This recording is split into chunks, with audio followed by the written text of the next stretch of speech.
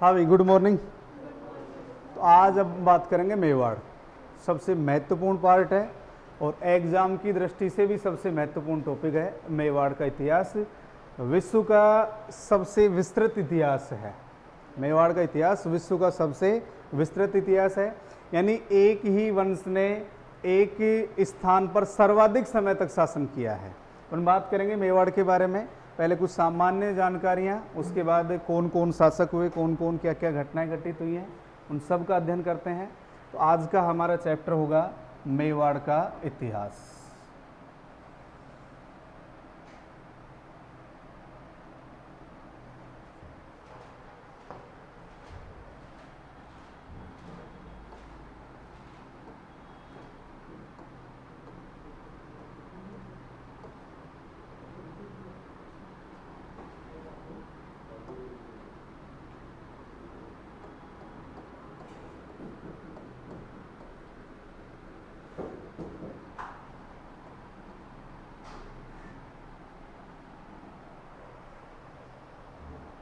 देखिए, एक तो सबसे पहले हम बात करें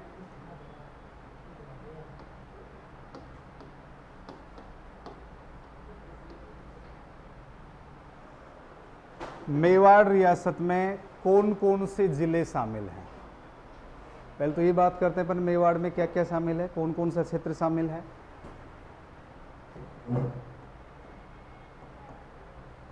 उदयपुर,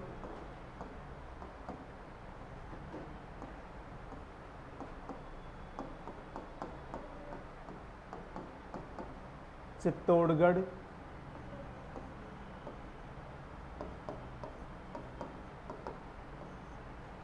भीलवाड़ा, मुख्य रूप से तो ये 4 जिले शामिल है, लेकिन प्रतापगढ़ का क्षेत्र भी इसमें शामिल है।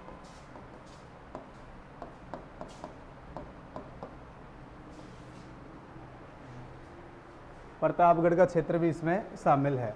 तो मेवाड़ में मुख्य रूप से कौन कौन से जिले आते हैं, देखिए, उदयपुर, चित्तौड़गढ़, भीलवाड़ा, राजसमंद। प्रतापगढ़ को भी शामिल किया जाता है, लेकिन मुख्य रूप से ये जिले आते हैं।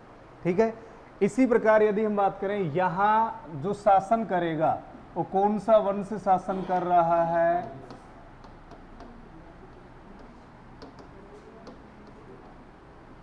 गुहिल वंश। मेवाड़ में कौन से वंश ने शासन किया, लेकिन अगर हम गुहिल वंश की बात करें, आपके डूंगरपुर बांसवाड़ा में भी गुहिल वंश ने शासन किया है। तो एक तो इसमें मेवाड़ हो जाएगा, अगर गुहिल वंश की बात करें कि गुहिल वंश ने कहां कहां शासन किया है, तो एक तो मेवाड़ का एरिया हो जाएगा और एक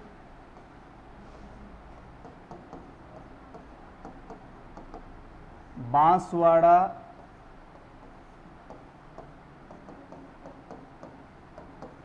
और डूंगरपुर, अर्थात इन्हें क्या कह सकते हैं हमें, वागड़ से। क्लियर हुआ। ये तो मेवाड़ में कौन कौन सी रियासतें हैं, सॉरी, कौन कौन से जिले हैं, एक तरीके से ये आ गए वर्तमान के। और गुहिल वंश की यदि हम बात करें, मेवाड़ तो है ही, मेवाड़ के अलावा बांसवाड़ा और डूंगरपुर, जिसे वागड़ क्षेत्र कहा जाता है, यहाँ भी गुहिल वंश ने शासन किया है। इसके पश्चात यदि हम बात करें, विश्व का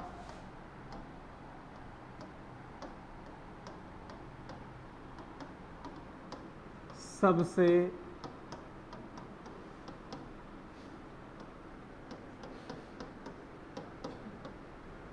विस्तृत इतिहास है, विश्व का सबसे विस्तृत इतिहास है, यानी एक ही वंश ने एक स्थान पर सर्वाधिक समय तक शासन किया है।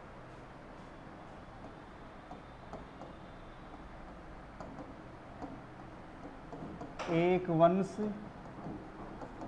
एक स्थान और सर्वाधिक शासन। यहां तक क्लियर हुआ। अब यहां के जो शासक थे उन्हें कहा गया हिंदुआ सूरज। क्या कहा जाता था यहाँ के राजाओं को? हिंदुआ सूरज कहा जाता था।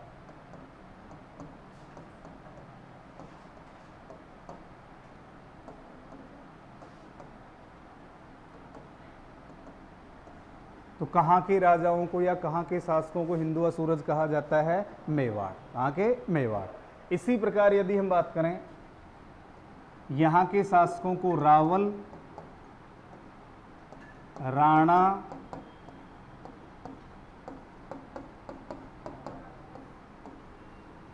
महाराणा भी कहा जाता है। जैसे बप्पा रावल पढ़ेंगे अपन, उसके बाद राणा की उपाधि धारण करेंगे, उसके बाद महाराणा की उपाधि धारण करेंगे। अब एक जनपद का नाम सुना होगा आपने, सीवी जनपद। जनपद से फिर महाजनपदों का निर्माण होता है। 16 महाजनपदों के नाम सुने होंगे। वह क्षेत्र विशेष की बात करें, देखो एक तो शब्द आता है जन, जन के बाद बने जनपद, और जनपद के बाद बने हैं महाजनपद। ये छोटी इकाई, ये इससे बड़ी इकाई, और ये इससे बड़ी इकाई। एक सीवी जनपद है, और इस सीवी जनपद की राजधानी हुआ करती थी मध्यमिका। एक मिनट। क्षेत्र, क्षेत्र को प्रारंभ में जैसे अपन वैदिक काल की बात करें, समझ लीजिए एक बार आप इसे।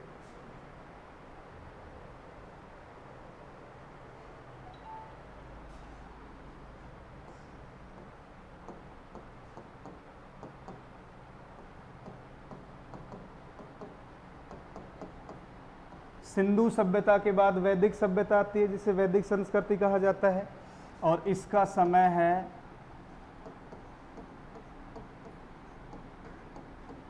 1500 से 600 ईसा पूर्व। उल्टा चल रहा है इतिहास यहाँ, 1500 से 600 ईसा पूर्व। अभी जो वैदिक संस्कृति है ये 2 पार्टों में है।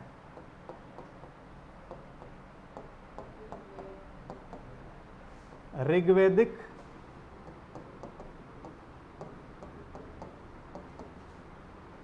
और उत्तर वैदिक, ऋग्वैदिक और उत्तर वैदिक। तो यहाँ तो क्षेत्र विशेष को क्या कहा जाता था? जन कहा जाता था, और जन प्लस जन मिलकर के क्या बन गए? जनपद। जन, उसके बाद जनपद, और जनपद से क्या बने? महाजनपद बने। तो सीवी एक जनपद था, और उसकी राजधानी क्या है? मध्यमिका। क्योंकि इसका संबंध कहाँ से है? मेवाड़ से है। संबंध कहाँ से है? मेवाड़ से। इसी प्रकार मेवाड़ का जो प्राचीन नाम है वो हमें मिलता है मेदपाट अथवा मेदपाटन। प्राचीन नाम क्या मिलता है? मेदपाट अथवा मेदपाटन। इसका कारण क्या है? ऐसा माना जाता है कि यहाँ मेद अथवा मेव जाति का क्या रहा था? शासन रहा था। मेद अथवा मेव जाति का यहाँ शासन रहा, इसलिए प्रारंभ में क्या कहा जाता था? मेदपाट या मेदपाटन। इसके बाद नाम आता है यहाँ एक प्रागवाट। इसके बाद मेवाड़ का नाम हमें क्या मिलता है? प्रागवाट। और वर्तमान नाम हम क्या पढ़ते हैं? मेवाड़। और मेवाड़ में वो जिले शामिल हैं ही आपके, उदयपुर, भीलवाड़ा, चित्तौड़गढ़, राजसमंद, मुख्य रूप से ये जिले शामिल हैं। प्रतापगढ़ को भी शामिल किया जाता है। लेकिन गुहिल वंश की यदि हम बात करें, एक तो पूरा मेवाड़ का एरिया हो गया, और एक आपका डूंगरपुर, बांसवाड़ा, वागड़ क्षेत्र में भी गुहिलों ने शासन किया है। यहाँ तक क्लियर है? इसके बाद देखिए,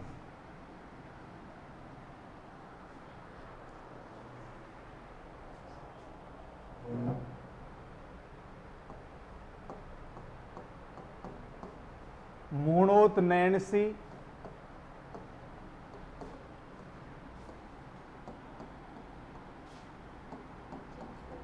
और कर्नल जेम्स टोड।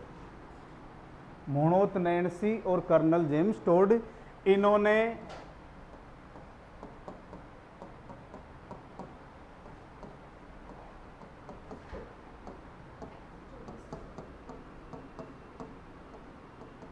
ये ध्यान रखना है, गुहिलों की कुल कितनी शाखाएं बताई हैं? 24। मूणोत नैणसी और कर्नल जेम्स टोड ने गुहिलों की 24 शाखाएं बताई हैं। इसके बाद हम बात करें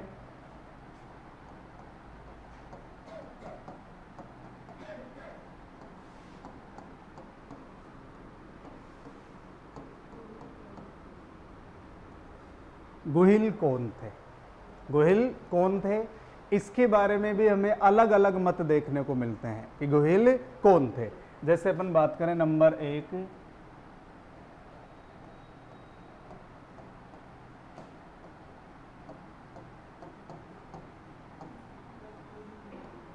डी.आर. भंडारकर विद्वान है जिनका नाम क्या है? डी.आर. भंडारकर। इन्होंने इनको क्या बताया है? ब्राह्मण। कि गुहिल वंश के शासक कौन है? ब्राह्मण है। नंबर 2,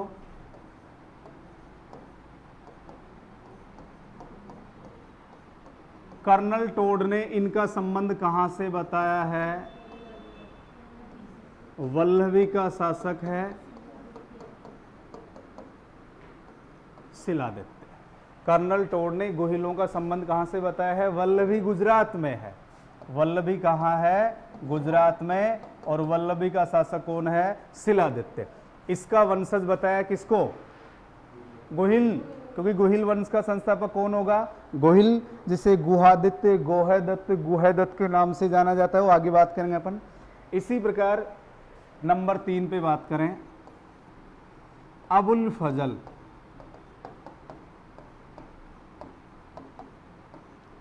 अब अबुल फजल ने इनका संबंध कहां से बताया है? ईरान के शासक नौसे खां आदिल का वंशज बताया गया है। ध्यान रखेंगे, अबुल फजल ने इन्हें कहां का वंशज बताया? ईरान के शासक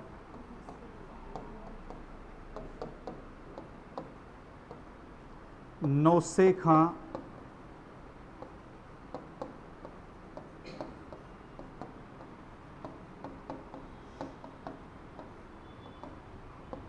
आदिल का वंशज बताया है। तो डी.आर. भंडारकर ने ब्राह्मण बताया है, कर्नल जेम्स टोड ने वल्लभी यानी गुजरात से संबंधित, अबुल फजल ने ईरान के शासक नौसे खां आदिल का वंशज बताया है। नंबर 4 पे बात करें, डॉक्टर गौरी शंकर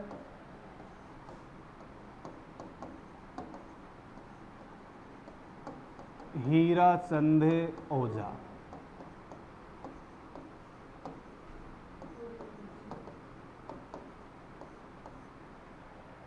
इनको क्या बताया है? सूर्यवंशी। बप्पा रावल के सोने के सिक्के पर सूर्य का चित्र बना हुआ है। बस सूर्यवंशी बताने का, जैसे अपन कारण की बात करें, एक तो अभी आगे बात करेंगे हम बप्पा रावल के बारे में। बप्पा रावल ने सोने का सिक्का चलाया और उसके ऊपर किसका चित्र है? सूर्य का। तो इनके सिक्के पर सूर्य का चित्र है। और एक मेवाड़ का जो झंडा है, मेवाड़ के झंडे पर भी सूर्य का चित्र बना हुआ है। नंबर 2,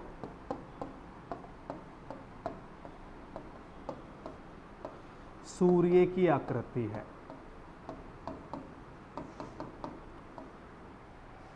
तो क्लियर हुआ? ओझा ने इनको क्या बताया है? सूर्यवंशी। इसी प्रकार यदि हम बात करें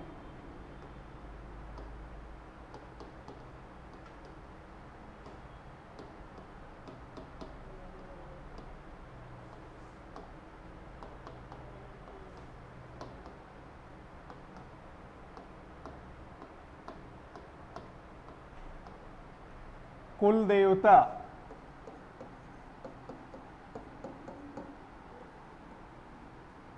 एकलिंग जी। मेवाड़ के कुल देवता कौन माने जाते हैं? एकलिंग जी। और इनकी कुल देवी मानी जाती है बाण माता। कुल देवी किसको माना जाता है? बाण माता को। इसी प्रकार यदि हम मेवाड़ के झंडे की बात करें, देखिए मेवाड़ का जैसे मान लीजिए झंडे की यदि हम बात करें तो झंडे पे एक तो किसका चित्र बना हुआ है? सूर्य का।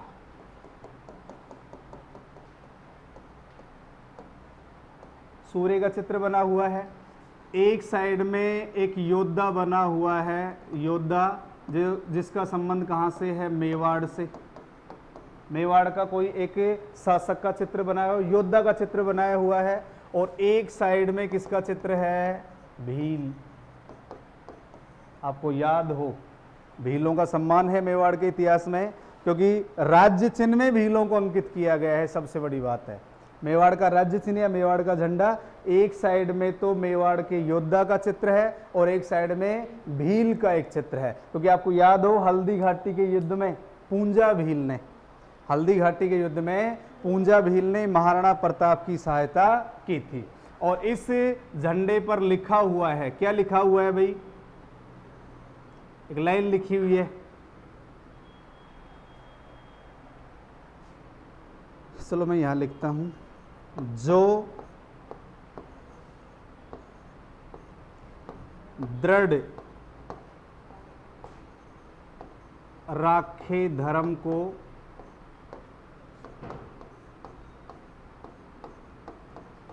तीही राखे करतार। मेवाड़ के झंडे पर और राज्य चिन्ह पर क्या शब्द लिखा हुआ है, क्या लाइन लिखी हुई है, जो दृढ़ राखे धर्म को तीही राखे करतार, यानी इन्होंने धर्म को अत्यधिक महत्व दिया है। भाई एकमात्र राजवंश अपन कह सकते हैं ये राजस्थान का जिन्होंने मुगलों के साथ वैवाहिक संबंध स्थापित नहीं किए, ध्यान रखेंगे, मुगलों के साथ इन्होंने वैवाहिक संबंध स्थापित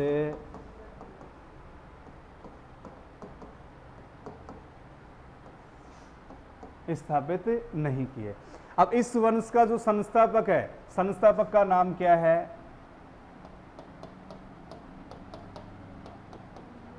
गुहिल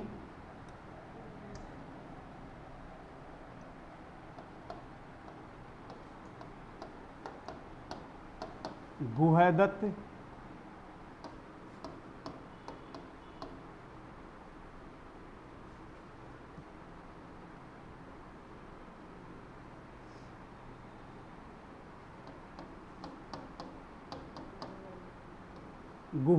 गुहलादित्य, गुहिल गुहैदत्त गुहलादित्य या गोहैदत्त।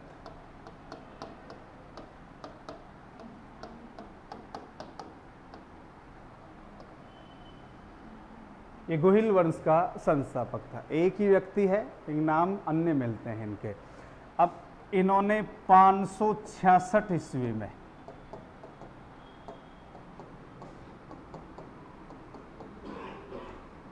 कौन से वंश की स्थापना की, गुहिल वंश की स्थापना की, ठीक है। अब कर्नल टोड के अनुसार इनके बारे में जानकारी मिलती है भाई, कर्नल जेम्स टोड के अनुसार, कर्नल जेम्स टोड की बात करें, इन्होंने बताया कि इनके पिता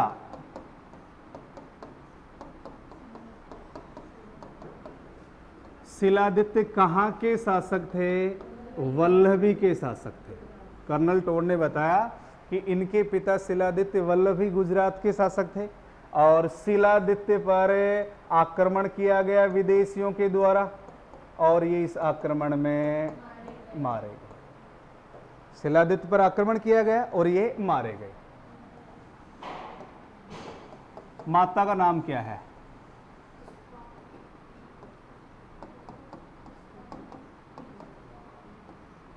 माता का नाम है पुष्पावती। और ये पुष्पावती जब यहाँ आक्रमण होता है, ये अंबा भवानी की यात्रा पर आई हुई थी, अंबा भवानी के मंदिर में आई हुई थी। इस समय ये गर्भवती थी, मेवाड़ में आई हुई थी और इस समय गर्भवती थी, इसे वापस वहाँ नहीं जाने दिया गया। क्योंकि कारण क्या है, सबसे सती होना, पति की मृत्यु के बाद पत्नी सती हो जाती है, लेकिन गर्भवती महिला सती नहीं होती है। ये नियम था राजस्थान में, गर्भवती जो महिला होगी उसे सती नहीं किया जाता था। तो ये गर्भवती थी और इन्होंने पुत्र को जन्म दिया और पुत्र का नाम क्या रखा गया, गोहिल गुहैदत्त या गुहलादित्य, गोह या गोहदत्त, ठीक है। इसने 566 में गोहिल वंश की स्थापना कर ली। अब इस गोहिल का पालन पोषण नागर ब्राह्मणों ने किया था।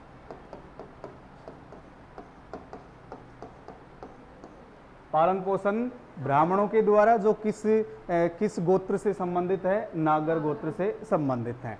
इसी प्रकार गोहिल का प्रमाण हमें मिलता है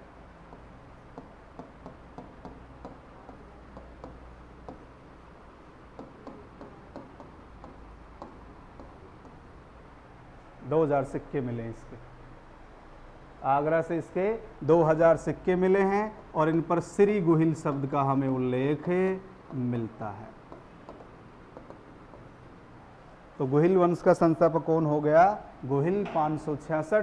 कर्नल टोड के अनुसार इनका संबंध वल्लभी गुजरात से है। पिता का नाम शिलादित्य, माता का नाम पुष्पावती। आगरा से कितने सिक्के मिले हैं इनके? 2000, जिस पर कौन सा शब्द लिखा हुआ है? श्री गुहिल। इसके बाद यहाँ का प्रथम और प्रतापी शासक आता है बप्पा रावल। यहाँ का प्रथम प्रतापी शासक कौन आएगा? बप्पा रावल। बप्पा रावल के बारे में अध्ययन करेंगे, तो एक बार हम इनको नोट कर लें, ठीक है। उसके बाद हम बात करेंगे बप्पा रावल।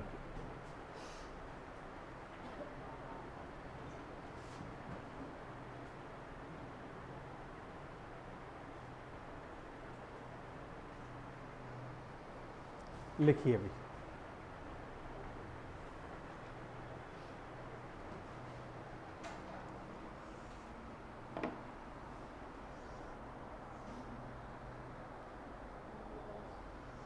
लिखो मेवाड़ में शामिल क्षेत्र।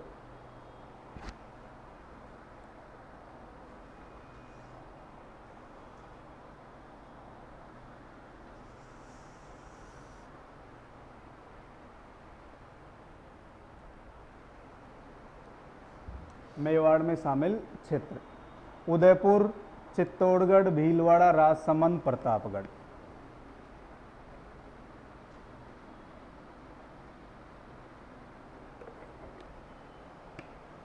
उदयपुर, चित्तौड़गढ़, भीलवाड़ा, राजसमंद, प्रतापगढ़।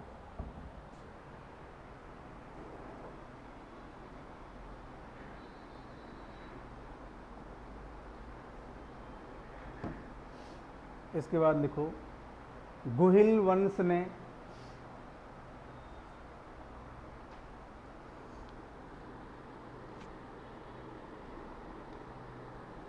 मेवाड़,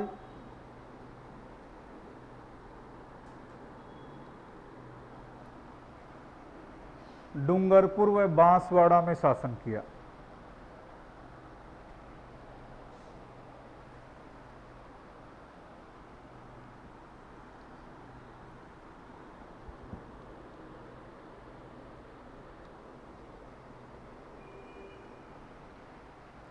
शासन किया।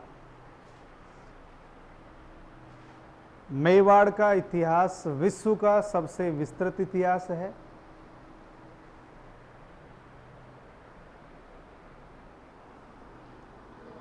मेवाड़ का इतिहास विश्व का सबसे विस्तृत इतिहास है।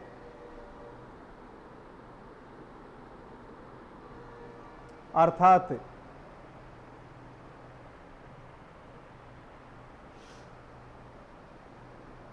एक ही क्षेत्र पर सर्वाधिक समय तक शासन करने वाला वंश था।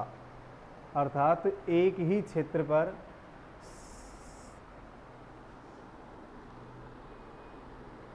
सर्वाधिक समय तक शासन करने वाला वंश था।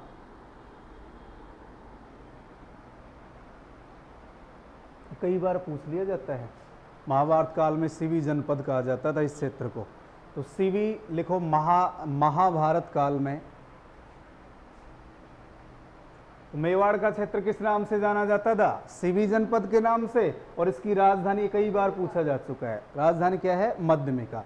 महाभारत काल में मेवाड़ का क्षेत्र सिवी जनपद कहलाता था।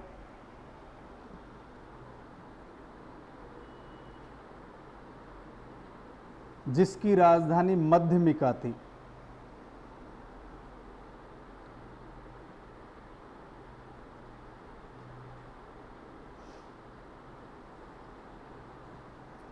जिसकी राजधानी मध्यमिका थी। ठीक है भाई। इसके बाद लिखिए मेवाड़ का प्राचीन नाम मेदपाट या मेदपाटन मिलता है।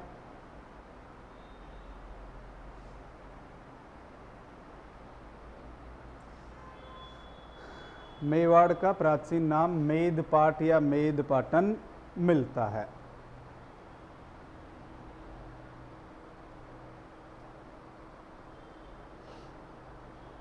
इसका कारण क्या माना जाता है? यहाँ मेर, मेद अथवा मेव जाति ने शासन किया था। ऐसा माना जाता है, ऐसा माना जाता है यहाँ मेर, मेद अथवा मेव जाति ने शासन किया था। मेव, मेद अथवा मेर जाति ने शासन किया था।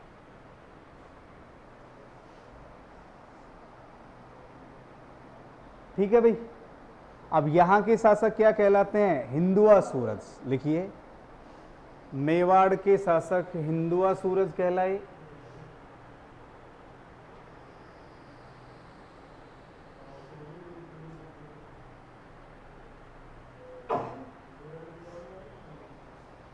हिंदुआ सूरज कहलाए।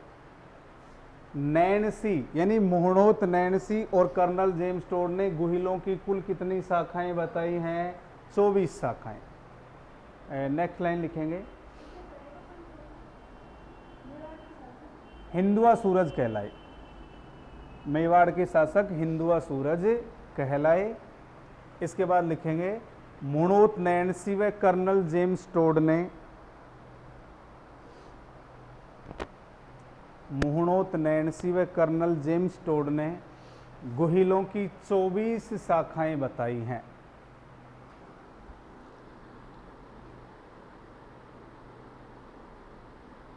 गुहिलों की 24 शाखाएं बताई हैं।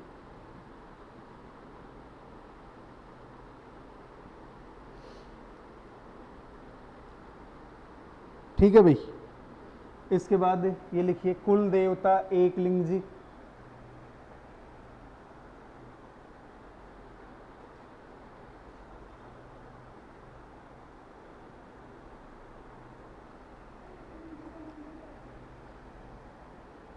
कैलाशपुरी उदयपुर में, नागदा के समीप। मैं लिखवाऊंगा भी, बप्पा रावल पढ़ेंगे ना, क्योंकि मंदिर किसने बनवाया? बप्पा रावल में। लिखवा दूंगा भी, तो इतना ही लिख लो, है ना। और कुल देवी बाण माता,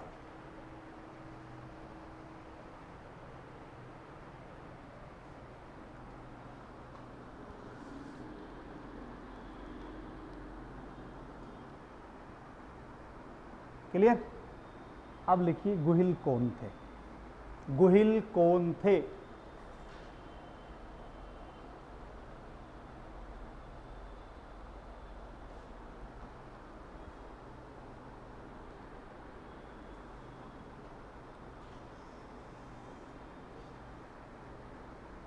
लिखिए, डी.आर. भंडारकर के अनुसार ब्राह्मण,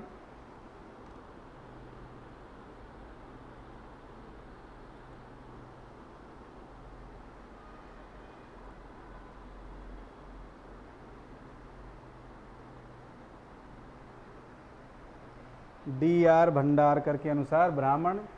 कर्नल टोड ने इनका संबंध कहां से बताया? वल्लभी के शासक शिलादिश से संबंधित।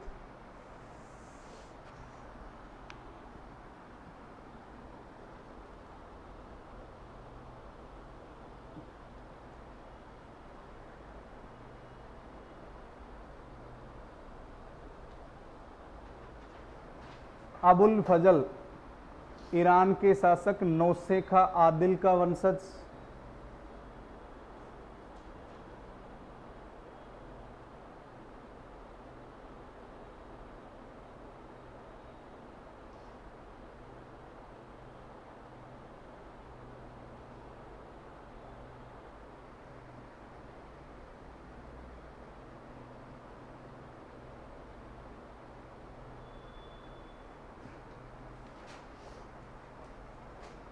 ठीक है भाई। और गौरी शंकर ओझा ने इनको क्या बताया है? सूर्यवंशी।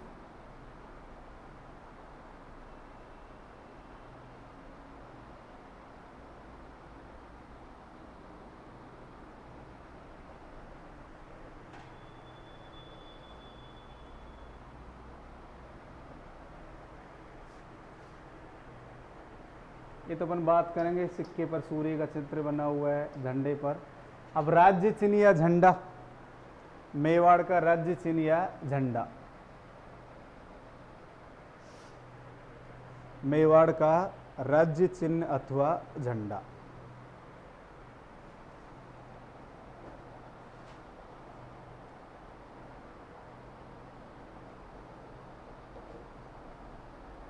लिखो इसमें सूर्य की आकृति बनी हुई है,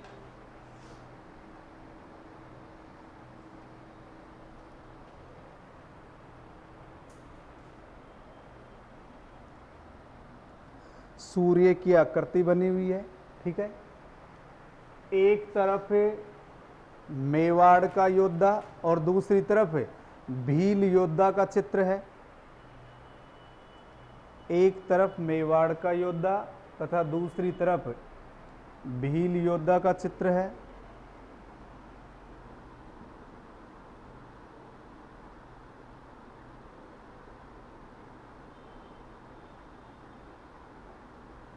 ठीक है। और क्या लिखा हुआ है राज्य चिन्ह में, लिखिए, जो दृढ़ राखे धर्म को तीही राखे करतार।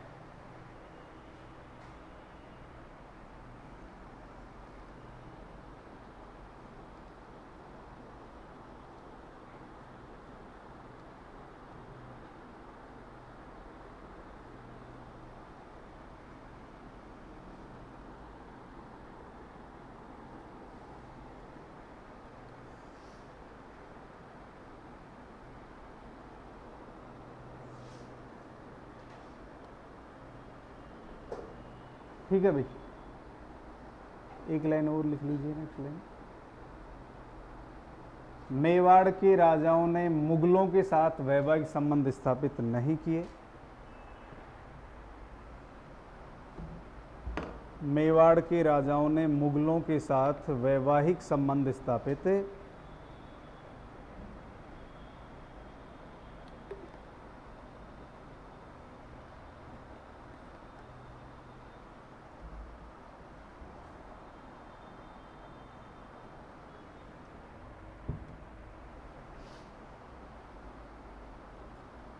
ठीक है। अब लिखिए आप, गोहिल, गोहदत्त, गोहलादित्य, गोहदत्त या गोह।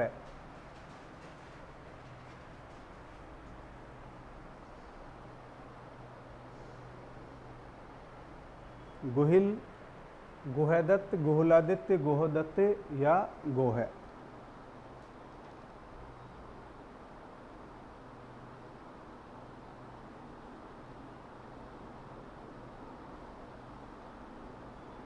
ठीक है भाई। अब इन्होंने 566 ईस्वी में गुहिल वंश की स्थापना की।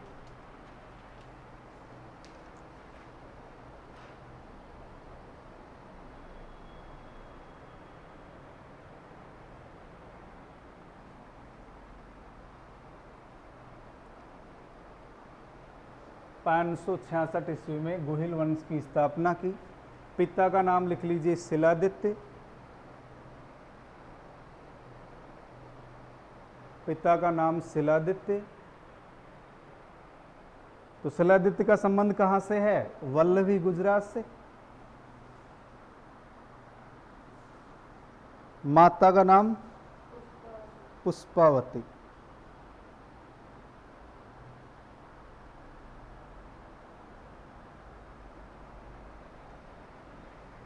इसका पालन पोषण किसने किया है? मैं पूरी रामायण लिखने से कोई मतलब नहीं है।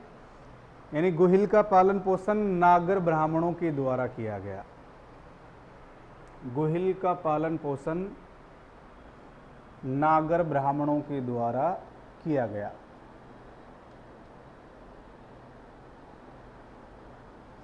गुहिल का पालन पोषण नागर ब्राह्मणों के द्वारा किया गया। और आगरा से इनके कितने सिक्के मिले हैं? 2000 सिक्के मिले हैं। आगरा से 2000 सिक्के प्राप्त हुए हैं।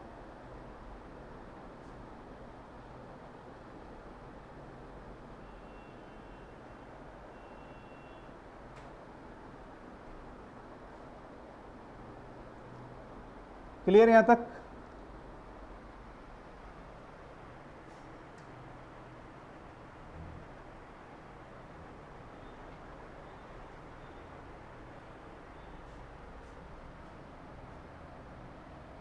अब हम बात करते हैं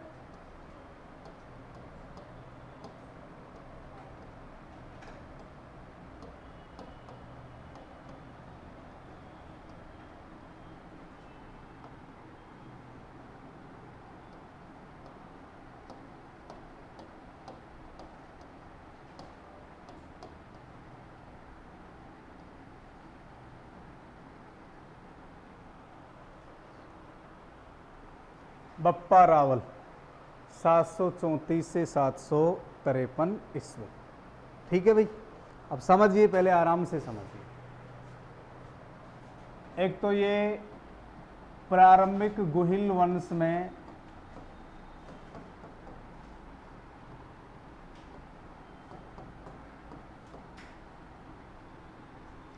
एक शक्तिशाली शासक है। प्रारंभिक गुहिल वंश में एक शक्तिशाली शासक है। कर्नल टोड और मोनोतनैन्सी के अनुसार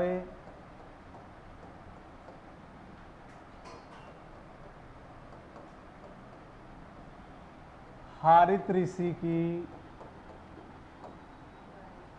गायें चराते थे।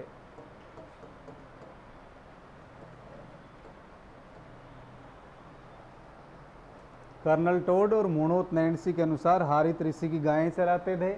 इस प्रकार हम कह सकते हैं कि हारित ऋषि के शिष्य थे। हारित ऋषि के ये शिष्य थे। अब हारित ऋषि ने बप्पा रावल के लिए राठासन देवी से राज्य की मांग की थी। वो राठासन देवी की पूजा करते थे हारित ऋषि।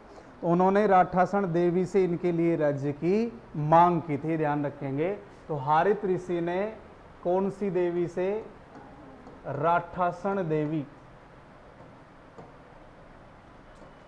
से इनके लिए किसकी मांग की? राज्य की मांग की। इसके पश्चात यदि हम बात करें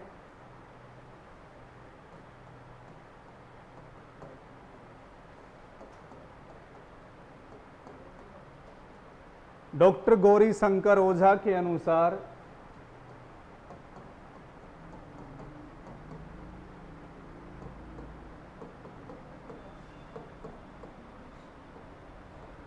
वास्तविक नाम कालभोज था।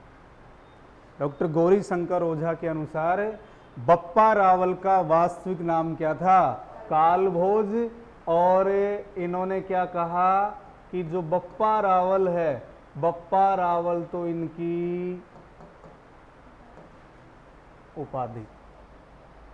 ध्यान रखेंगे, वास्तविक नाम क्या बताया गया है? कालभोज। इसी प्रकार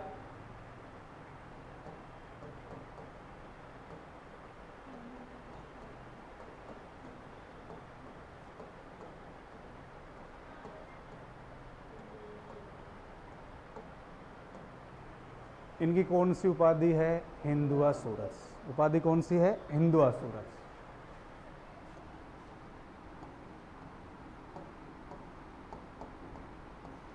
सात 734 ईस्वी में इन्होंने कहाँ अधिकार किया? चित्तौड़ पर। और किसको पराजित करके? मौर्य वंश का एक है शासक मान मौर्य, इसको पराजित करके इसने कहाँ अधिकार कर लिया? चित्तौड़ पर। तो अपन कह सकते हैं कि ये गुहिल वंश का वास्तविक संस्थापक है। ऐसे गुहिल साम्राज्य का संस्थापक भी कह सकते हैं। गुहिल साम्राज्य का संस्थापक।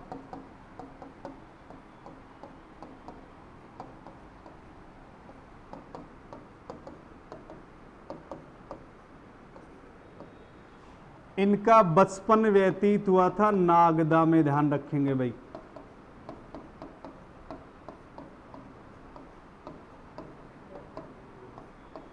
उदयपुर में। बप्पा रावल का बचपन कहाँ व्यतीत हुआ? नागदा, उदयपुर में। इसके पश्चात यदि हम बात करें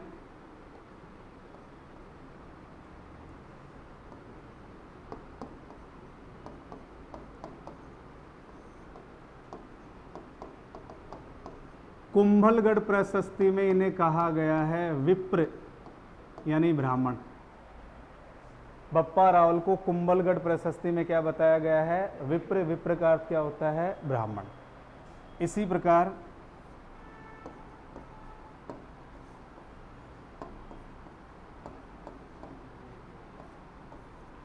एक इतिहासकार है सीवी वैद। सीवी वैद ने इन्हें क्या कहा?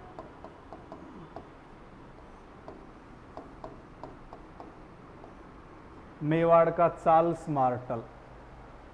सीवी वैद ने इनको क्या नाम दिया, मेवाड़ का चार्ल्स मार्टल। ये जो चार्ल्स मार्टल है ये फ्रांस का एक सेना नायक है।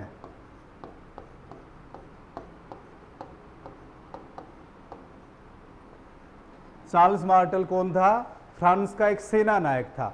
यानी इसकी चार्ल्स मार्टल से तुलना क्यों की गई है, इसका कारण क्या था, देखिए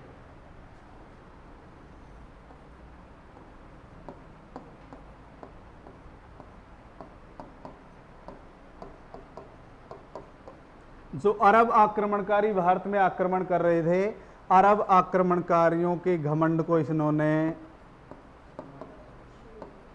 चकनाचूर कर दिया था। अरब आक्रमण की यदि हम बात करें, आपको पता होना चाहिए कि भारत में अरब आक्रमण की शुरुआत कब हो चुकी है, 712 ईस्वी में। क्योंकि भारत पर आक्रमण करने वाले पहले मुसलमान कौन थे, अरब थे।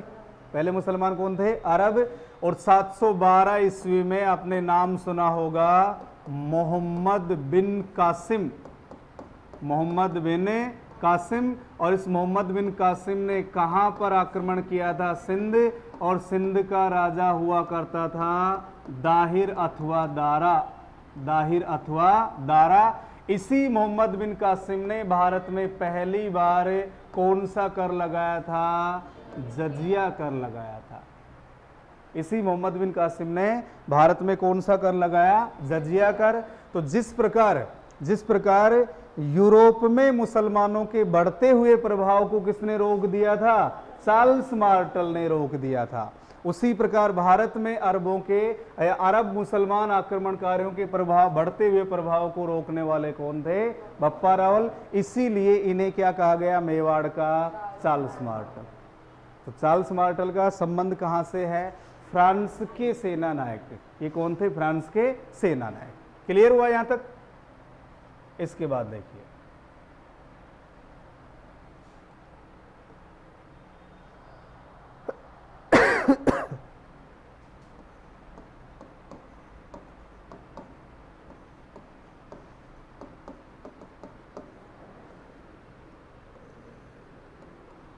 रणकपुर प्रशस्ति में बप्पा रावल और काल भोज को अलग अलग व्यक्ति बताया गया है। ध्यान रखेंगे, महत्वपूर्ण क्वेश्चन है ये। बप्पा रावल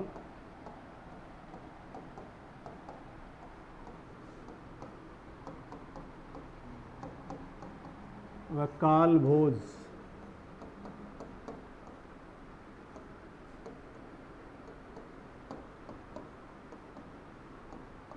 अलग अलग व्यक्ति थे। किसमें बताया गया है, रणकपुर प्रशस्ति में। ये बप्पा रावल और काल भोज दोनों अलग अलग व्यक्ति थे। क्लियर। इसी प्रकार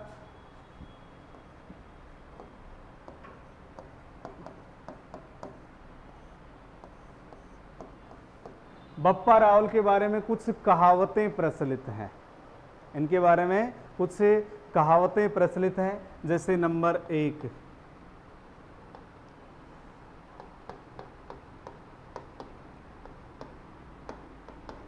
तलवार के एक वार से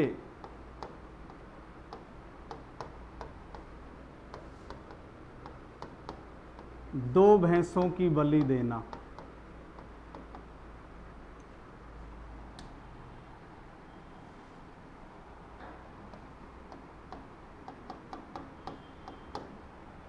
एक ही झटके से।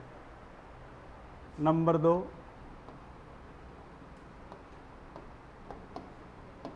चार बकरे खा जाना। नंबर 3, 32 मण की तलवार रखना।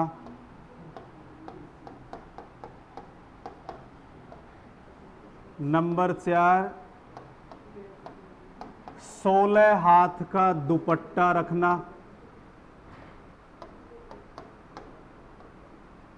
और नंबर 5,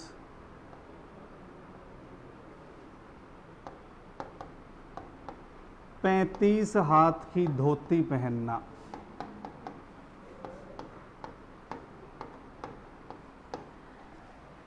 ये इनके बारे में कुछ कहावतें प्रचलित हैं।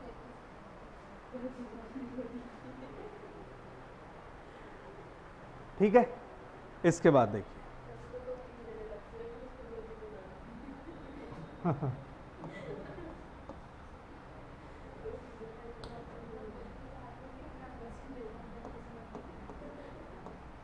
राजधानी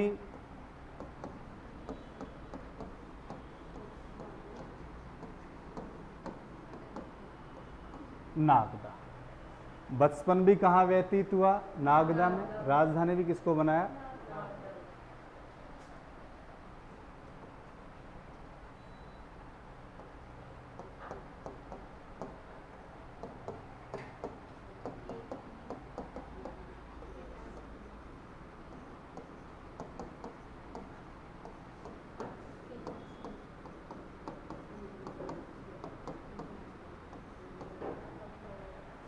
नागदा में है कैलाशपुरी, और यहाँ इन्होंने किसका मंदिर बनवाया? एकलिंग जी का। और ये एकलिंग जी को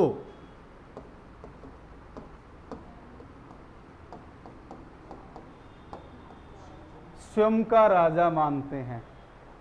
ये तो मानते ही मानते हैं, फिर उसके बाद मेवाड़ के सभी राजाओं ने इन्हें अपना राजा स्वीकार किया और अपने आप को एकलिंग जी का दीवान बताते हैं। दीवान का मतलब दरबारी।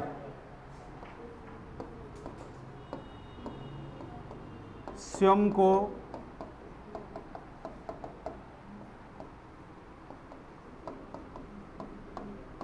क्या बताते हैं? एकलिंग जी का दीवान। तो ये इनके क्या हो गए? कुल देवता।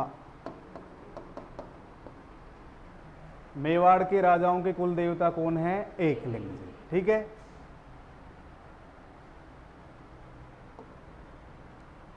ये मेवाड़ का प्रथम शासक था।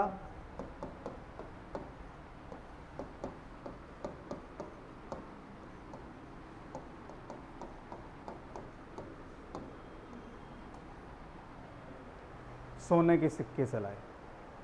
किसके सिक्के चलाए? सोने के सिक्के।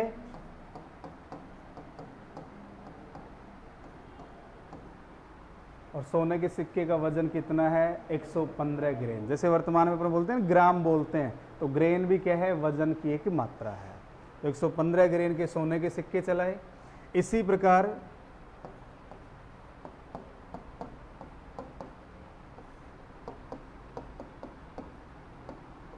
खुरासान पर अधिकार किया। मध्य एशिया में क्षेत्र पड़ता है खुरासान, यहां अधिकार किया। पाकिस्तान में वर्तमान में रावलपिंडी जो शहर है वो इन्हीं के नाम पर बसा हुआ है। एक क्वेश्चन आया हुआ है भाई।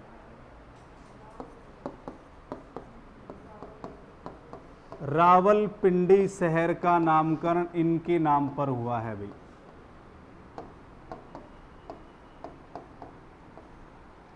और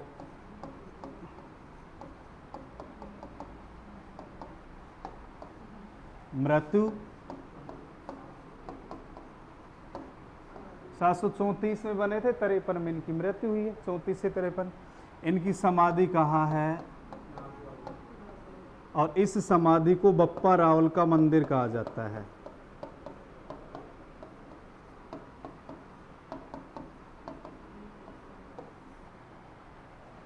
समाधि को क्या कहा जाता है? बप्पा रावल का मंदिर। एक बार दोबारा देख लीजिए।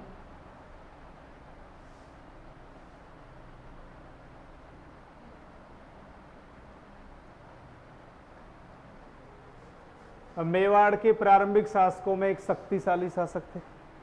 एक शक्तिशाली शासक है, क्योंकि अरब आक्रमणकारियों से कार्यों को बढ़ने से रोक रहा है, सबसे बड़ी बात है। तो उस समय अरब आक्रमणकारी, मुस्लिम आक्रमणकारी भारत में आ रहे थे अरब से। इसके पश्चात कर्नल टोड और नैन्सी के अनुसार ये हारित ऋषि के शिष्य थे। उनकी गायें चराते थे और उनके आशीर्वाद से इन्होंने चित्तौड़ का राज्य प्राप्त किया था। और हारित ऋषि ने इनके लिए राज्य की मांग किससे की थी? राठासन देवी से। डॉक्टर ओझा के अनुसार इनका वास्तविक नाम क्या है? कालभोज। बप्पा रावल इनकी उपाधि है। डॉक्टर ओझा के अनुसार इनका वास्तविक नाम कालभोज था, बप्पा रावल इनकी उपाधि है। और इनकी उपाधि कौन सी मिलती है? हिंदुआ सूरज। 734 ईस्वी में मान मौर्य को पराजित करके कहाँ अधिकार किया? चित्तौड़। गोहिल वंश का वास्तविक संस्थापक कह सकते हैं और गोहिल साम्राज्य का संस्थापक। इनका बचपन कहाँ व्यतीत हुआ था? नागदा उदयपुर में। नागदा उदयपुर में। कुंभलगढ़ प्रशस्ति में इन्हें क्या कहा गया है? विप्र कहा गया है। विप्र यानी ब्राह्मण। इसी प्रकार सीवी वैद ने इन्हें क्या कहा, मेवाड़ का चार्ल्स मार्टल। चार्ल्स मार्टल का संबंध कहां से है, फ्रांस से है। ये फ्रांस के सेना नायक थे। इन्होंने यूरोप में मुसलमानों के बढ़ते हुए प्रभाव को रोक दिया था, और यही कार्य भारत में किसने किया है, इसीलिए इन्हें क्या कहा गया, मेवाड़ का चार्ल्स मार्टल। इसके पश्चात देखिए, तो अरब आक्रमणकारियों के घमंड को चकनाचूर करने वाला बताया गया है। रणकपुर प्रशस्ति में बप्पा रावल और काल भोज को अलग अलग व्यक्ति बताया गया है, दोनों को अलग अलग व्यक्ति बताया गया है। इनके बारे में कुछ कहावतें प्रचलित हैं। तलवार के एक वार से 2 भैंसों की बलि, 4 बकरे खाना, 32 मण की तलवार रखना, 16 हाथ का दुपट्टा रखना, 35 हाथ की धोती पहनना। राजधानी नागदा, नागदा यानी कैलाशपुरी, नागदा कैलाशपुरी उदयपुर में एक लिंग जी का मंदिर बनवाया। ये इनको स्वयं का राजा मानते हैं, ठीक है, और स्वयं को एक लिंग जी का दीवान बताते हैं। इनके कुल देवता हैं। मेवाड़ के पहले शासक थे जिन्होंने सोने के सिक्के जारी किए, और सिक्कों का वजन कितना है, 115 ग्रेन, 115 ग्रेन। इन्होंने खुरासान विजय की। रावलपिंडी शहर इन्हीं के नाम से बसाया गया। 753 में मृत्यु समाधि नागदा में है, और इस समाधि को बप्पा रावल का मंदिर कहा जाता है। क्लियर, लिखें।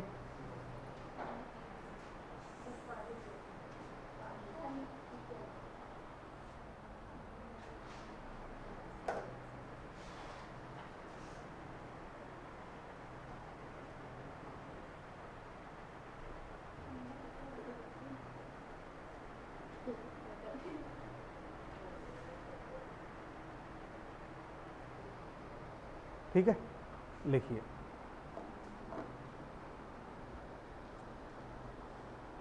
बप्पा रावल 734 से 753।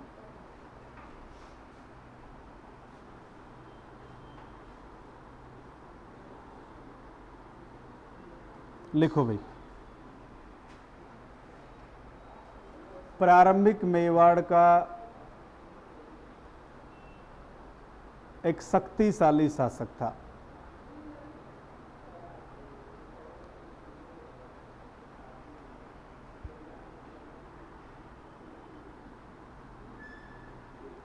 प्रारंभिक मेवाड़ का एक शक्तिशाली शासक था।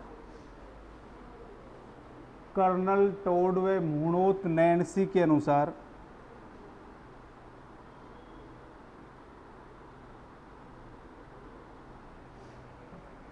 कर्नल टोडवे मुणोत नैन्सी के अनुसार ये हारित ऋषि के शिष्य थे।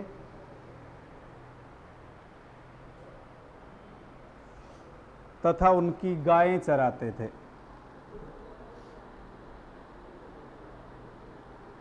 ये हारित ऋषि के शिष्य थे तथा उनकी गायें चराते थे।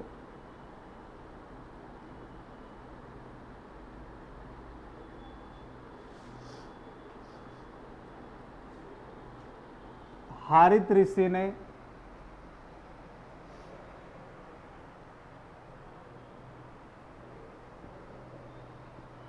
बप्पा रावल के लिए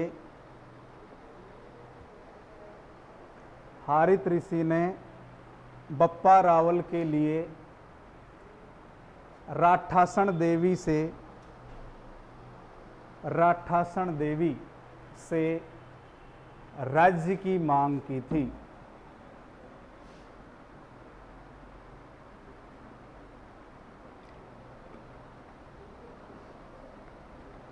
राठासन देवी से राज्य की मांग की थी। क्लियर? हारित ऋषि से संबंधित देवी मानी जाती है। डॉक्टर ओझा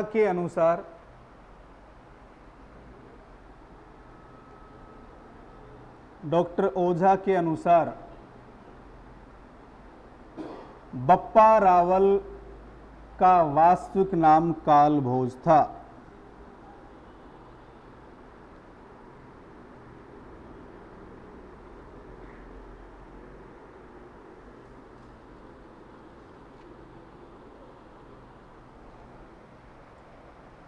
डॉक्टर ओझा के अनुसार बप्पा रावल का वास्तविक नाम कालभोज था। तो बप्पा रावल इनकी उपाधि थी, बप्पा रावल इनकी उपाधि थी। ये कौन बता रहे हैं? डॉक्टर गौरी शंकर ओझा। अब इनकी उपाधि लिखिए, हिंदुआ सूरज।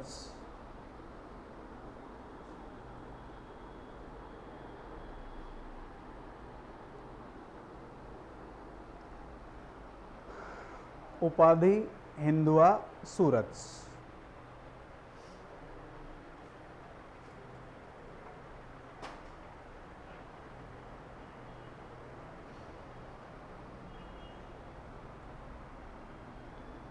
सात सौ 34 ईस्वी में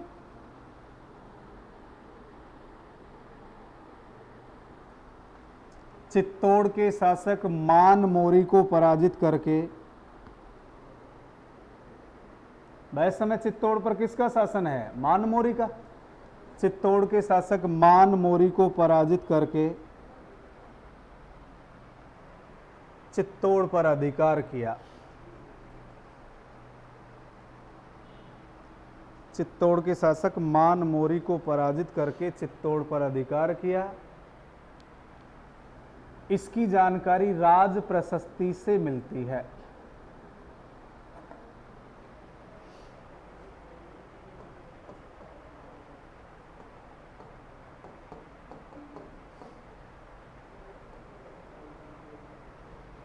इसकी जानकारी राज प्रशस्ति से मिलती है।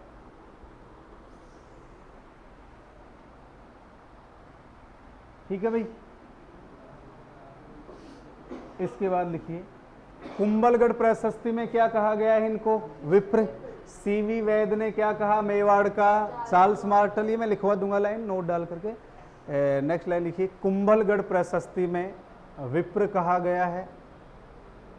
कुंभलगढ़ प्रशस्ति में इन्हें विप्र कहा गया।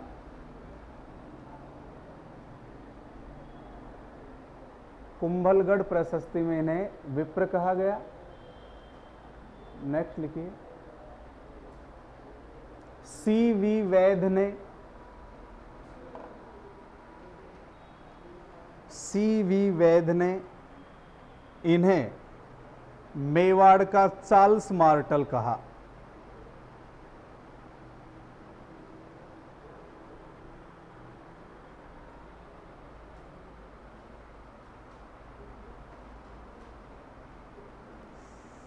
सीवी वैद ने इन्हें मेवाड़ का चार्ल्स मार्टल कहा। अब नोट डाल के एक लाइन लिख लो, नोट। चार्ल्स मार्टल फ्रांस के सेना नायक थे। चार्ल्स मार्टल फ्रांस के सेना नायक थे। इन्होंने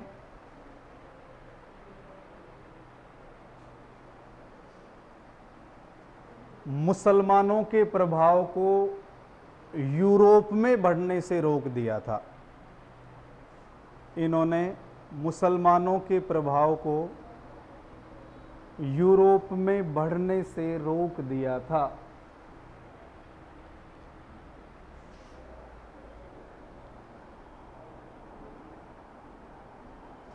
इसी प्रकार, इसी में कंटिन्यू लिख लो, इसी प्रकार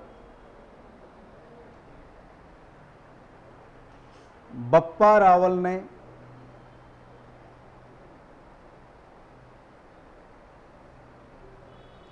भारत में मुसलमानों के बढ़ते प्रभाव पर अंकुश लगाया था।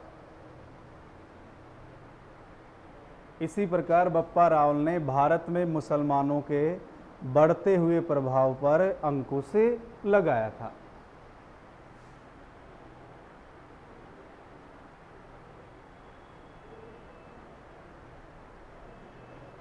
ठीक है भाई। अब बप्पा रावल और काल भोज अलग अलग व्यक्ति थे। इसकी जानकारी हमें कहाँ मिलती है? रणकपुर प्रशस्ति में। किसमें मिलती है? रणकपुर। तो नेक्स्ट लाइन लिखिए, रणकपुर प्रशस्ति में, रणकपुर प्रशस्ति में बप्पा रावल व काल भोज को अलग अलग व्यक्ति बताया गया है। रणकपुर प्रशस्ति में बप्पा रावल व काल भोज को अलग अलग व्यक्ति बताया गया है। रणकपुर प्रशस्ति में बप्पा रावल व काल भोज को अलग अलग व्यक्ति बताया गया है। ठीक है, अब लिखिए इनके बारे में कुछ कहावतें प्रचलित हैं। बप्पा रावल के बारे में कुछ कहावतें प्रचलित हैं। तलवार के एक वार से 2 भैंसों की बलि देना,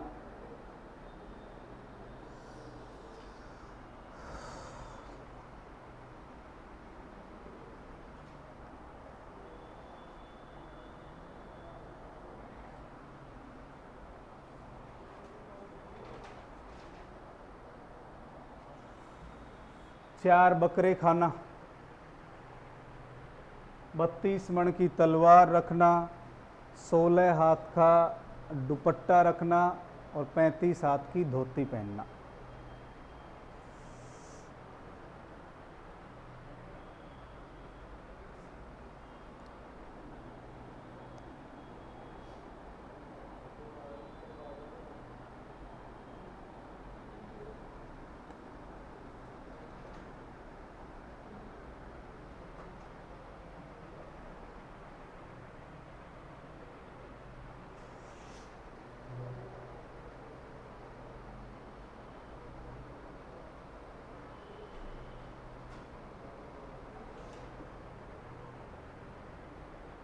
ठीक है भाई, बचपन कहाँ व्यतीत हुआ था? नागदा में। लिखिए, बचपन नागदा में व्यतीत हुआ। राजधानी भी क्या है इनकी? नागदा, उदयपुर। बचपन नागदा में व्यतीत हुआ, राजधानी नागदा उदयपुर है।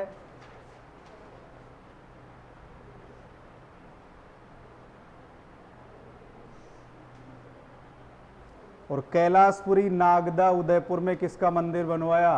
एकलिंग जी का मंदिर बनवाया। कैलाशपुरी नागदा उदयपुर,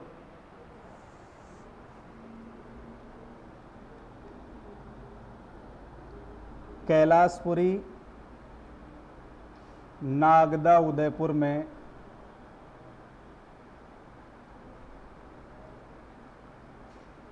एकलिंग जी का मंदिर बनवाया।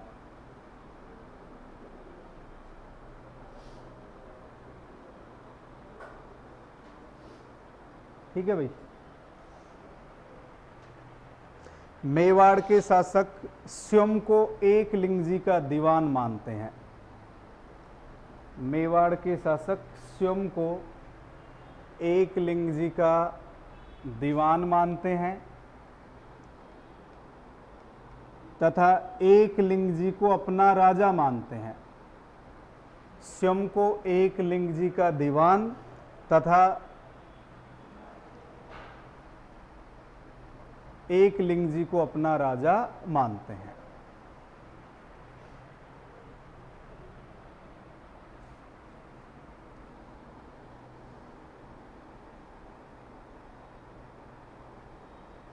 रावलपिंडी शहर का नामकरण इन्हीं के नाम पर किया गया।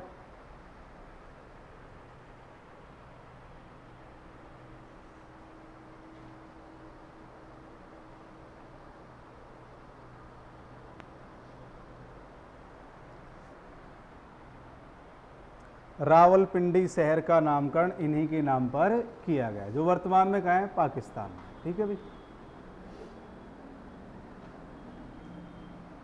753 ईस्वी में इनकी मृत्यु हुई।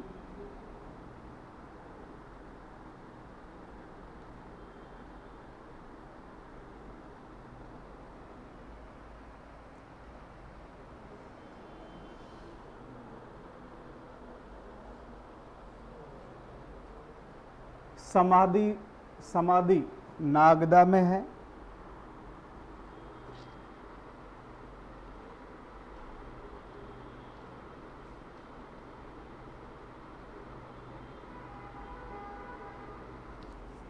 समाधि कहाँ है? नागदा में। इस समाधि को बप्पा रावल का मंदिर भी कहा जाता है।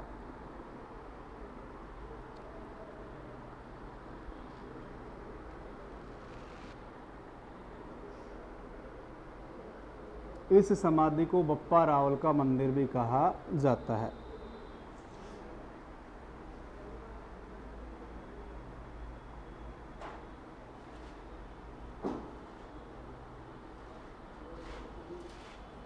ठीक है भाई। अच्छा ये नहीं लिखा क्या? कोई बात लिखो, फिर ध्यान नहीं था। ये मेवाड़ के प्रथम शासक थे। सोने के सिक्के वाली लाइन मैंने बताई नहीं है, लिखो।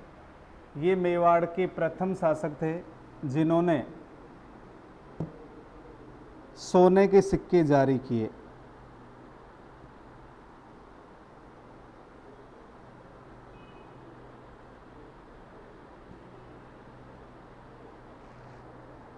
सोने के सिक्के जारी किए।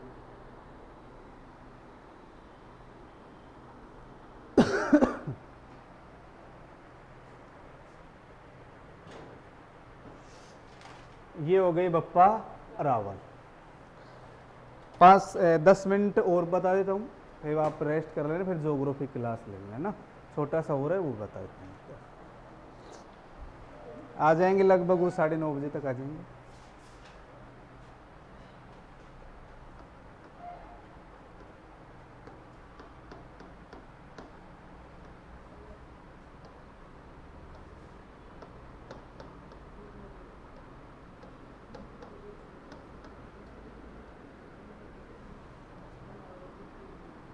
एक शासक है अल्लट अथवा आलू रावल।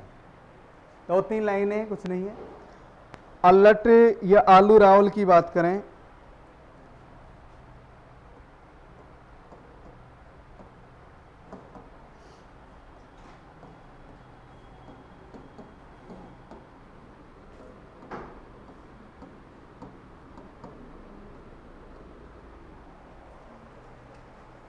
राजधानी क्या है? आहड़। उसने राजधानी क्या बनाई थी? नागदा। और इसने आहड़।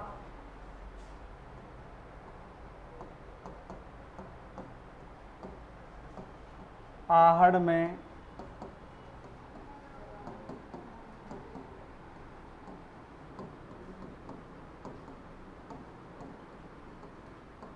वरा मंदिर का निर्माण करवाया। एक तो राजधानी आहड़ को बनाया, आहड़ में वरा मंदिर का निर्माण करवाया। इसके शासनकाल की सबसे महत्वपूर्ण घटना जो एग्जाम में पूछी जाती है, इसके शासनकाल में मेवाड़ में नौकरशाही की शुरुआत हुई है।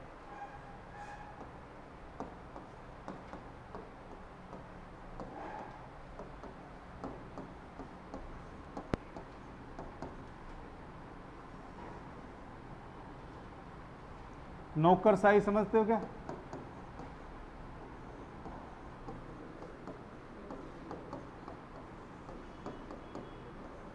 नहीं समझते नौकरशाही? वर्तमान में आरएएस, आईएएस, आईपीएस जो अधिकारी होते हैं उन्हें नौकरशाही तो कहा जाता है। नौकरशाही कहा जाता है आरएएस, आईएएस, आईपीएस जो उच्च अधिकारी होते हैं। तो नौकरशाही की शुरुआत किसके द्वारा की जाती है? अल्लट के द्वारा। सबसे महत्वपूर्ण क्वेश्चन है जो एग्जाम में पूछा जाता है। इसी प्रकार इन्होंने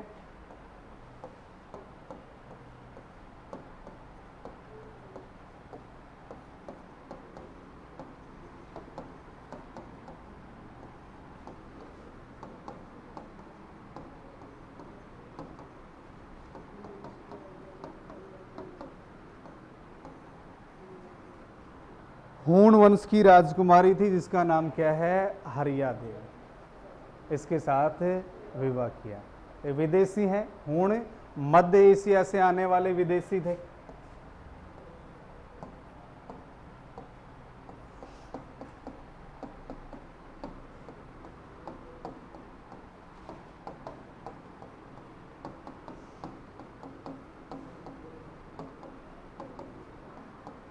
ठीक है। इसके बाद एक शासक का नाम मिलता है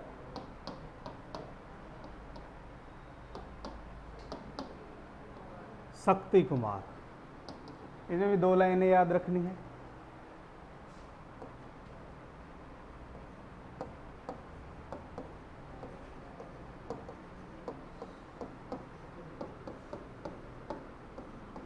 परमार वंश है मालवा मध्य प्रदेश में। परमार वंश का संबंध मालवा मध्य प्रदेश से है और इस वंश का एक शासक है जिसका नाम था मुंज। शासक का नाम क्या है? मुंज। इन्होंने क्या किया,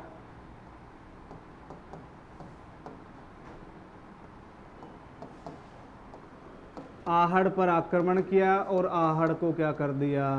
नष्ट कर दिया।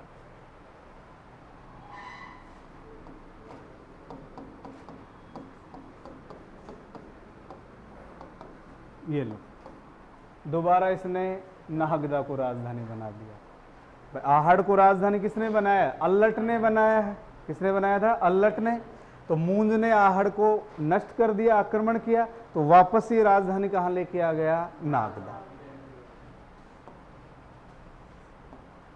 इसी प्रकार एक शासक है जिसका नाम है भोज परमार,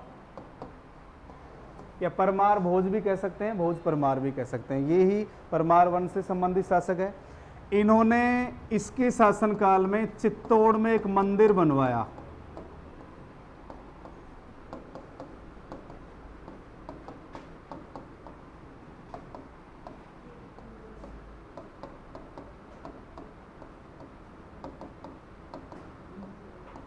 त्रिभुवन नारायण का मंदिर, ध्यान रखेंगे। चित्तौड़ में त्रिभुवन नारायण का मंदिर किसने बनवाया था? भोज परमार ने। आया हुआ किसने? ध्यान रखेंगे। और एक शासक है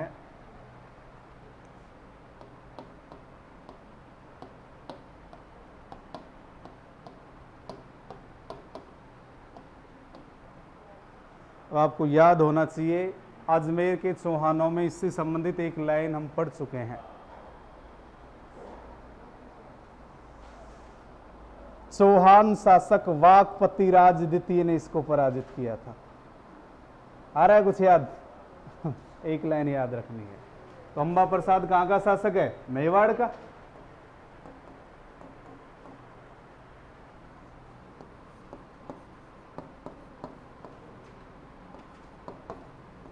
चौहान राजा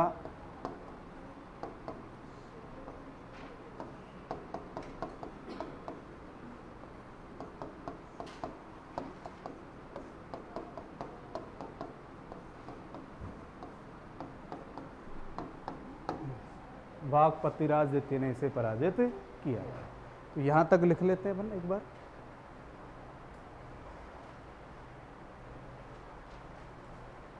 लिख लोगे या बोलूं?